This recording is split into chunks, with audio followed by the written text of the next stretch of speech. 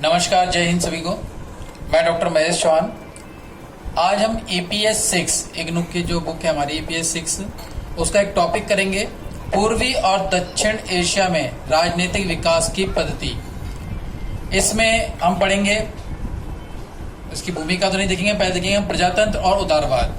तो प्रजातंत्र और उदारवाद के बारे में हम जान लेते हैं, पहले थोड़ा सा पढ़ लेते हैं इसको। नोट्स आपको डिस्क्रिप्शन बॉक्स में मिल जाएंगे और साथ ही आपको जो मेरे साथ स्टूडेंट जुड़े हुए हैं मेरे व्हाट्सएप ग्रुप में, उनको मैं व्हाट्सएप ग्रुप पे इसको शेयर कर दूंगा नोट्स को। चलिए, पहला टॉपिक है प्रजातंत्र और उदारवाद। प्रजातंत्र और उदारवाद के बारे में पढ़ लेते हैं हम। 1989 में एक तरफ पूर्वी यूरोप के देशों में राजनीतिक उदारवादी आंदोलन चल रहे थे, तो दूसरी तरफ पूर्वी और दक्षिण पूर्वी एशियाई देशों में प्रजातंत्र की ओर झुकाव बढ़ गया था। 1986-88 के दौरान फिलीपींस और कोरिया में यह परिवर्तन काफी नाटकीय रहा, जबकि 1980 में के दशक में पूरे क्षेत्र में प्रजातांत्रिक शक्तियों का प्रभाव महसूस किया जाने लगा। इन आंदोलनों के विकास में मध्य वर्ग के बढ़ते धन की महत्वपूर्ण भूमिका रही और कुछ मामलों में पहले से चली आ रही प्रजातांत्रिक लहर और भी मजबूती के साथ सामने आई। इन देशों में राष्ट्रवाद और स्वतंत्रता आंदोलन के बढ़ते दबाव के कारण द्वितीय विश्व युद्ध के पहले और बाद में भी यह विवाद सामने आया कि इन देशों में किस प्रकार की सरकार की स्थापना होनी चाहिए। अक्सर राजनीतिक पकड़ के लिए होने वाले संघर्ष इन मुद्दों पर हावी हो गए। स्वतंत्रता आंदोलन में सफल होते ही आंतरिक कलह और अस्थिरता का वातावरण कायम हो गया। इससे स्वतंत्र न्याय की संरचना और प्रतिनिधित्व सरकार की स्थापना के मार्ग में जटिलताएं यानी कि बहुत ज्यादा समस्याएं आती चली गई। काम चलाओ और स्थायी प्रजातांत्रिक सरकार की स्थापना के चक्कर में कई प्रकार के समझौते किए गए तथा संशोधन भी किए गए। पश्चिमी विवेचनों की दृष्टि में यह प्रजातांत्रिक व्यवस्था की दिशा में असफलता का परिचायक था। हालांकि चीन और जापान का मूल्यांकन दूसरे ढंग से किया गया। द्वितीय विश्व युद्ध से व्याप्त अव्यवस्था के बावजूद, जबकि जापान संवैधानिक राजतंत्र सह संसदीय प्रजातंत्र बना रहा, चीन साम्यवादी देश के रूप में उभरा। दोनों देशों में काफी हद तक राजनीतिक स्थिरता रही। मार्क्सवादी विद्वानों ने चीन और जापान को दो अलग अलग ध्रुव माना और उन्हें क्रमशः समाजवादी और पूंजीवादी देश की संज्ञा दी, जबकि गैर मार्क्सवादी विवेचनों ने इन्हें क्रमशः निरंकुशतावादी और प्रजातांत्रिक शासन के रूप में विवेचित किया। वस्तुतः इस प्रदेश के अधिकांश विकसित देशों के लिए प्रजातंत्र की स्थापना प्रमुख वरीयता नहीं थी। इन देशों का मूल उद्देश्य आर्थिक और राजनीतिक स्थिरता प्राप्त करना और एक दृढ़ सरकार की स्थापना करना था। परिणाम स्वरूप विधानसभाओं जैसे प्रजातंत्र के निकाय अनिवार्य तौर पर वास्तविक प्रातिनिधिक सरकार को नहीं दर्शाते थे। नेताओं का मुख्य उद्देश्य सामाजिक स्थिरता कायम करना और आर्थिक विकास को प्रोत्साहन देना था। इस उद्देश्य की पूर्ति के लिए उन्हें इस बात की चिंता नहीं थी कि उनकी सरकार को मानवीय अधिकारों के प्रति समर्पित प्रजातंत्र का नाम दिया जाए या ना दिया जाए। हालांकि 1980 के दशक के अंतिम वर्षों में प्रजातांत्रिक माहौल जोर पकड़ने लगा और ये दलील दी जाने लगी कि केवल आर्थिक विकास और स्थायित्व के नाम पर तथाकथित निरंकुश नियंत्रण को सही नहीं ठहराया जा सकता। ऐसे बहुत से लोग थे जो अंतर्राष्ट्रीय समाचारों, विचारों और सूचनाओं की जानकारी रखने में इस प्रकार के निरंकुश शासन के प्रति असहिष्णु थे। लगभग इन सभी देशों में किसी न किसी प्रकार से नेतृत्व परिवर्तन होने लगा। आने वाले शताब्दियों में राजनीतिक, आर्थिक, भौगोलिक और सांस्कृतिक क्षेत्र में हो रहे परिवर्तन स्पष्ट रूप से दृष्टिगत होंगे। ये हमारा था उदारवादियों का स्वरूप, उदारवादी प्रजातंत्र। अगला पॉइंट हम देख लेते हैं अपना। अगला पॉइंट है हमारा समाजवाद और क्रांतिकारी राजनीति। चीन, गणतंत्र, उत्तर कोरिया और वियतनाम इन श्रेणियों के अंतर्गत आते हैं। किन श्रेणियों के अंतर्गत? समाजवाद और क्रांतिकारी राजनीति के अंतर्गत आते हैं। इन समाजों में एक बात समान है कि आधिकारिक तौर पर ये मार्क्सवादी लेनिनवादी नीति का अनुसरण करते हैं और वहां साम्यवादी दलों का शासन है। 1989 में पूर्व यूरोपियन साम्यवाद के रहने के बावजूद ये देश कामोबेश अप्रभावित रहे। इन राज्यों में एक और समानता यह है कि इनमें से प्रत्येक देश में विश्व युद्ध के बाद के आरंभिक वर्षों में एक प्रभावशाली चमत्कारी व्यक्तित्व का राजनीतिक वर्चस्व कायम रहा। चीन में माओ त्से तुंग, वियतनाम में हो चिन मिहान और कोरिया में किस सांग टू 1950 के दशक के शीत युद्ध में हैं। ये सभी भूतपूर्व सोवियत संघ के पक्ष में थे। उत्तर कोरिया काफी समय तक पूरे विश्व से कटा रहा। अब उत्तर कोरिया वासियों ने महसूस किया कि विश्व की पूरी तरह कटने के बावजूद वे आर्थिक और राजनीतिक बदलावों से अप्रभावित नहीं रह सकते हैं। कोरियन युद्ध के बाद किम सुंग टू ने अपने प्रमुख राजनीतिक विरोधियों को समाप्त कर दिया और अर्थव्यवस्था को पुनर्गठित किया। उसने सामूहिक खेती और केंद्रीकृत आर्थिक प्रबंधन के स्टालिनवादी प्रारूप को अपनाया। इसके बावजूद आर्थिक समस्याएं समाप्त नहीं हुई और उन्हें दूर करने के लिए उत्तर कोरिया को अपने उद्योगों को बढ़ावा देने के लिए पश्चिमी देशों और जापान से भारी मात्रा में संयंत्र और मशीनें खरीदनी पड़ी। अंततः यह इस कर्ज का भुगतान नहीं कर सका और आज भी विदेशी देशों का $3 बिलियन कर्ज इसके ऊपर है। पर इससे शासन प्रभावित नहीं हुआ। उत्तरी कोरिया के साम्यवादी दल का अनुशासन, मार्क्सवादी लेनिनवाद की विचारधारा, दमनात्मक राज्य और किम जोंग टू के करिश्माई व्यक्तित्व ने कोरिया को बड़े राजनीतिक संकट से बचाए रखा है। समाजवादी देश का एक दूसरा उदाहरण वियतनाम, जहां 1975 के युद्ध के बाद से स्थिर शासन व्यवस्था कायम है। जैसे कि विदित है, वियतनाम पहले 2 हिस्सों में विभक्त हो गया था। उत्तर में दो चिन भिन्न के नेतृत्व में साम्यवाद शासन का और दक्षिण में अमेरिका के दलालों का शासन था।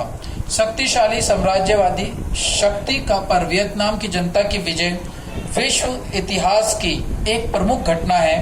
इसके बाद वियतनाम का एकीकरण हुआ और 1975 के बाद से यहाँ साम्यवादी शासन दल का शासन है।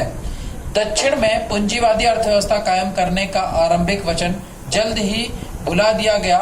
दक्षिण में व्यापार पर वर्चस्व रखने वाले चीनी जाति के समुदायों ने नियंत्रण के दबाव और पॉलिटी ब्यूरो का हानोई में विरोध किया, जिसे दक्षिण में कड़ा राजनीतिक नियंत्रण स्थापित कर दबा दिया गया था। अगला पॉइंट है हमारा इसमें निरंकुश और सैनिक शासन। निरंकुश शासन और सैनिक शासन की बात करेंगे हम। इंडोनेशिया और थाईलैंड, बर्मा, कंबोडिया और लाओस में विभिन्न समयों में और विभिन्न स्तरों पर निरंकुश शासन कायम रहा है और सेना को सर्वोच्चता मिलती रही है।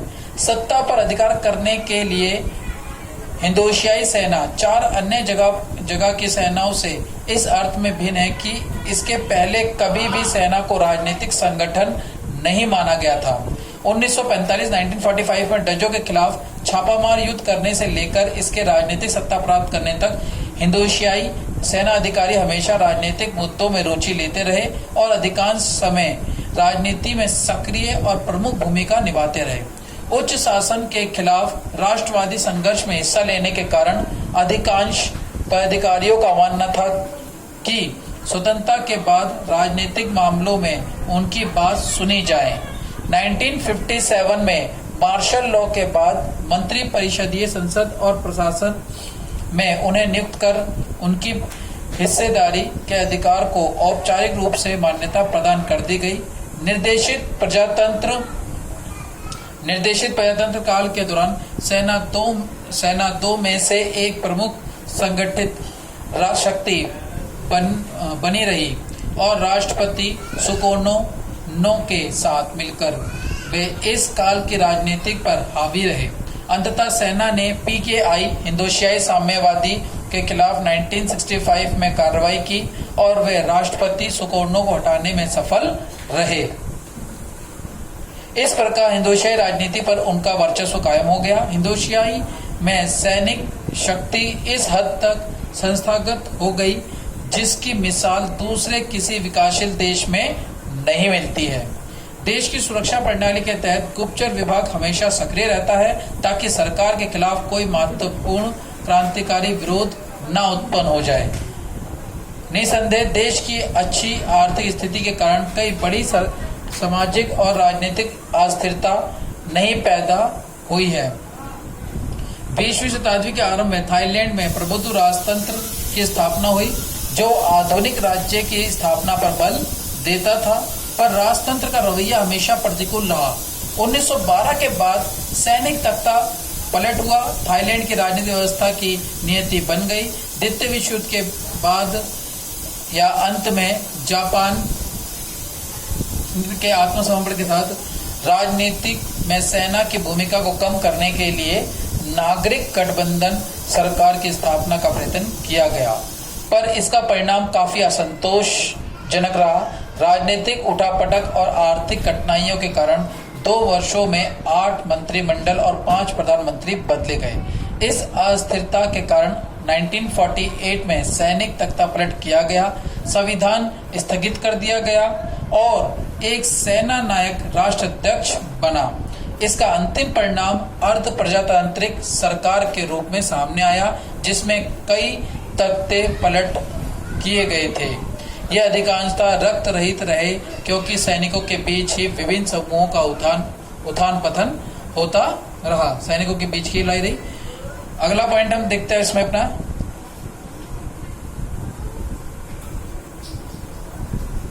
इससे पहले एक पॉइंट और है वो देख लेते हैं, इसी का ही है, वो थोड़ा छोटा सा, ये एक बार देख लेते हैं। कंबोडिया के बारे में देख लेते हैं। कंबोडिया में अभी राजनीतिक अस्थिरता कायम है। हालांकि इस देश में काफी कत्लेआम हुआ है। वियतनाम युद्ध के अंत में 1975 में खैमर रूस विजयी हुआ। उसने नागरिक विरोध को कुचला और क्रूर रूप से जनहत्याएं की। ऐसी आशा की जाती है कि शांति वार्ता और समझौते के माध्यम से कंबोडिया में प्रजातंत्री व्यवस्था भले ही न जन्मे पर वह अधिक मानवीय तो बनेगा ही। ये थोड़ा सा कंबोडिया के बारे में आपको बताना था मुझे।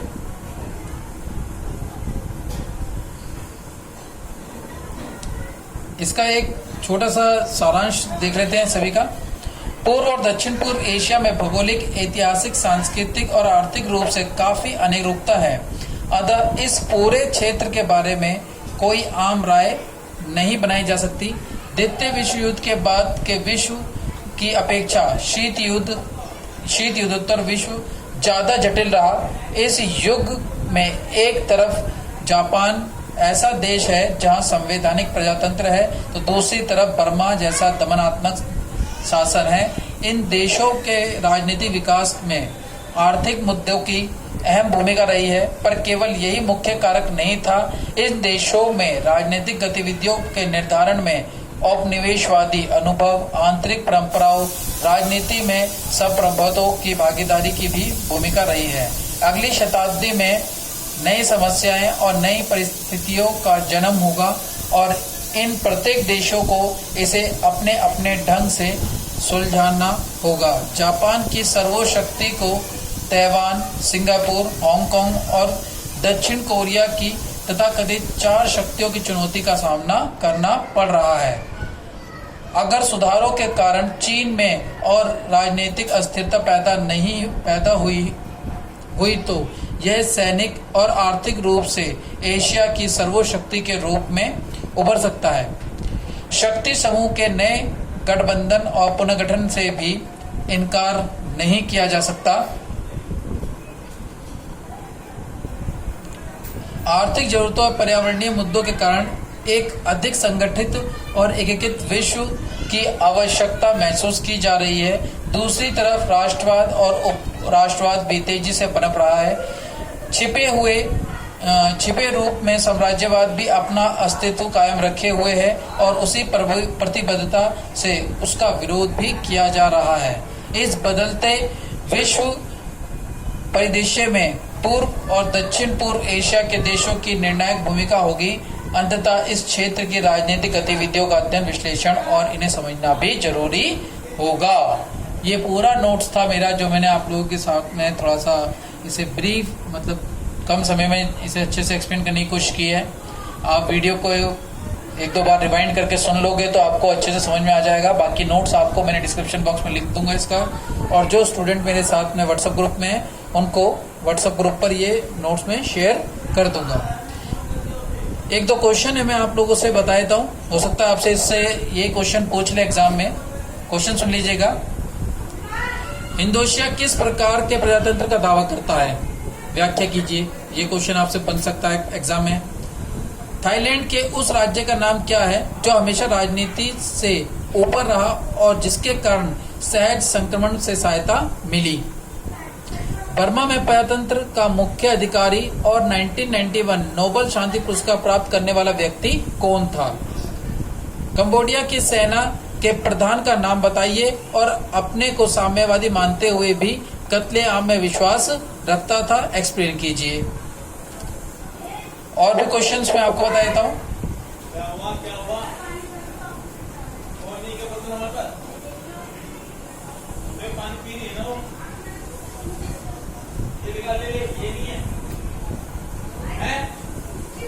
आपसे क्वेश्चन पूछ सकता है, दक्षिण पूर्व एशिया में राजनीतिक विकास की पद्धति के लिए प्रजातंत्र और उदारवाद किस तरह लाभदायक हैं? इन दोनों में अंतर कीजिए, तुलनात्मक वर्णन कीजिए। या निरंकुश और सैनिक शासन, समाजवाद और क्रांतिकारी शासन में तुलनात्मक वर्णन कीजिए। ये आपसे क्वेश्चन पूछ सकता है। तो इस तरह के क्वेश्चन आपसे 5-7 क्वेश्चन बन सकते हैं। इस पूरे टॉपिक को मैंने अच्छे से एक्सप्लेन कर दिया है। इस टॉपिक से कैसे भी क्वेश्चन बन सकता है, आपने लिखना मेरी नोट्स के हिसाब से, जो मैं आपको शेयर कर दूंगा व्हाट्सएप ग्रुप में।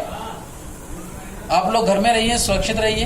कोई डाउट हो, कुछ परेशानी हो तो आप व्हाट्सएप ग्रुप पे मुझे मैसेज करके पूछ सकते हैं। साथ ही आप वीडियो में कमेंट करके भी बता सकते हैं कि वीडियो आपको अच्छी लगी या कोई दिक्कत है, कोई डाउट है, कोई पूछना है, तो आप इसमें भी कमेंट करके मुझसे पूछ सकते हैं। अगर आपको वीडियो पसंद आए तो लाइक करना, सब्सक्राइब करना, बेल आइकन का बटन जरूर प्रेस करना, ताकि कोई भी वीडियो मैं डालूं तो उसका सबसे पहले नोटिफिकेशन आपको मिल जाए। और इसको सब्सक्राइब करना ना भूलना चैनल को। मैं आपका डॉक्टर महेश चौहान आज आपसे इसी रात में विदा लेता हूँ। जय हिंद, जय भारत।